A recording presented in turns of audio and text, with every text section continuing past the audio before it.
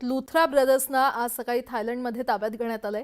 त्यांना भारतात आणण्याची कायदेशीर प्रक्रिया सुरू असून भारतीय पथकं थायलंडमध्ये पोहोचले आहेत। पुढील टप्प्यात त्यांना एफआयआरच्या प्रतीसह इमिग्रेशनकडे नेण्यात येणार आहे आणि त्यांची प्रत्यार्पण प्रक्रिया पूर्ण केली जाणार आहे। सूत्रांनी या संदर्भातली माहिती दिली आहे। तर लुथरा ब्रदर्स या दोघांना ताब्यात घेण्यात आलेलं आहे।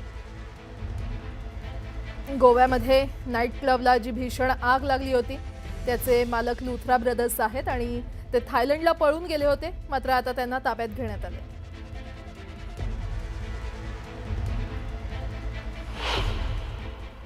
फुकेट हवाई अड्डे पे गहमा गहमी काफी बढ़ गई है। लुथरा बंधुओं को आज सुबह यहां गिरफ्तार किया गया है और इस एयरपोर्ट पे अब लगातार इंडियन अथॉरिटीज की नजर है। वो चाह रहे हैं कि जल्द से जल्द लुथरा बंधुओं को यहां से लेकर भारत रवाना हुआ जा सके। तो आखिर पिछले 3 दिनों में ऐसा हुआ क्या? सबसे पहले लुथरा बंधुओं के खिलाफ जब लुकआउट सर्कुलर इशू हुआ उसके पहले ही वो निकल चुके थे फुकेट के लिए। आप देखिए मेरे पीछे आपको हवाई अड्डा दिख रहा होगा फुकेट का। यहीं पर सारी गहमा गहमी है, यहीं पर इमिग्रेशन का सारा काम भी चल रहा है।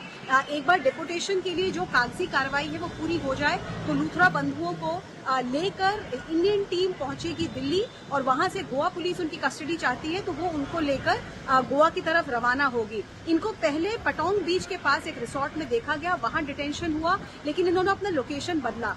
कुछ घंटों तक थाई अथॉरिटीज की नजर से ये ओझल हुए, लेकिन सूत्र बताते हैं कि बहुत जल्दी ही थाई अथॉरिटीज ने इनको फिर से एस्टैब्लिश कर लिया इनका लोकेशन और फिर इंडियन अथॉरिटीज को अलर्ट किया गया। और अब जब इनकी डिटेंशन कंप्लीट की गई है, आप ये एक्सक्लूसिव तस्वीरें भी देख सकते हैं।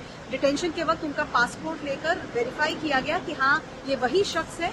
उनकी शिनाख्त के बाद भारतीय अधिकारियों को बताया गया और डिटेंशन सेंटर के बाद अभी इमिग्रेशन की कार्रवाई पूरी होते ही लुथरा बंधु भारत की तरफ निकल पड़ेंगे और उनको कुछ कड़े सवालों के जवाब देने पड़ेंगे। उन्होंने कहा वो काम के सिलसिले में फुकेट आए थे, आखिर रात के 1:17 पर ऐसा कौन सा जरूरी काम आ गया था कि उनको इतनी देर रात 7 दिसंबर को टिकट बुक करनी पड़ी, जबकि उनके अपने बार में आग लगकर 25 लोग मर गए थे। तो ऐसे कुछ कड़े सवाल होंगे उनके लिए, लेकिन भारतीय एजेंसीज के लिए बड़ी जीत है।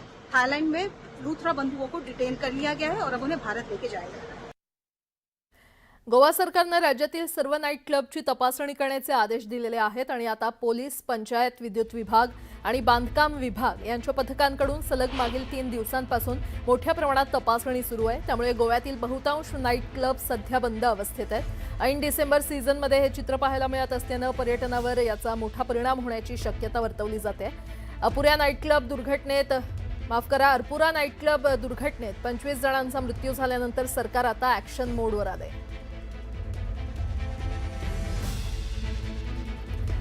रत्नागिरी जिल्ह्यातील नामवंत उद्योजक सचिन उर्फ पिंट्या पाकळे यांच्या कारखान्यांवर ईडीनं कारवाई सुरू केली आहे। पोकळ्यांच्या सावर्डेमधील कात कारखान्यावर आणि खेड तालुक्यातील सुकिवली कात कारखान्यावर छापेमारी सुरू आहे। सकाळी 8 वाजल्यापासून ईडीचे अधिकारी घटनास्थळी दाखल झालेत आणि या कारवाईबाबत ईडी अधिकाऱ्यांकडून कमालीची गुप्तता पाळण्यात आली आहे। सचिन पाकळे सरकारमधील मंत्र्यांचे निकटवर्ती असल्याने त्यांच्यावर ईडीची धाड पडत असल्यामुळे चर्चांना उधाण आले।